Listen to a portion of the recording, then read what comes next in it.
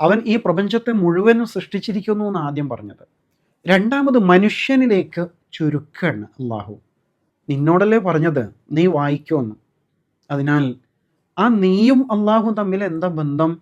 അവൻ മനുഷ്യനെ സൃഷ്ടിച്ചിരിക്കുന്നു, ഒട്ടിപ്പിടിക്കുന്നതിൽ നിന്ന് സൃഷ്ടിച്ചിരിക്കുന്നു, അല്ലേ?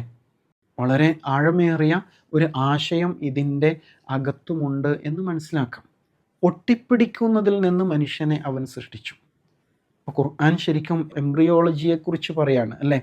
ഭ്രൂണശാസ്ത്രത്തെക്കുറിച്ച് പറയാം. എപ്പോഴാണ് പറയുന്നത്? 1400 കൊല്ലങ്ങൾക്കപ്പുറമാണ്. മനുഷ്യൻ ഈ ശാസ്ത്രത്തെക്കുറിച്ച് കൂടുതൽ പഠിച്ചു തുടങ്ങിയിട്ട് ഒരു 3 നൂറ്റാണ്ട് ആകുന്നേ ഉള്ളൂ എന്നാണ് പറയുന്നത്. നിങ്ങൾ വിശുദ്ധ ഖുർആനിലെ സൂറത്തുൽ ഹജ്ജിലെ 5-ാമത്തെ ആയത്ത് പഠിക്കണം. അതുപോലെ സൂറത്തുൽ മുഅ്മിനൂനിലും ഇതേപോലെ തന്നെ പരാമർശമുണ്ട്. മനുഷ്യ സൃഷ്ടിപ്പിൻ്റെ വ്യത്യസ്ത ഘട്ടങ്ങൾ അവിടെ പറയുന്നുണ്ട്.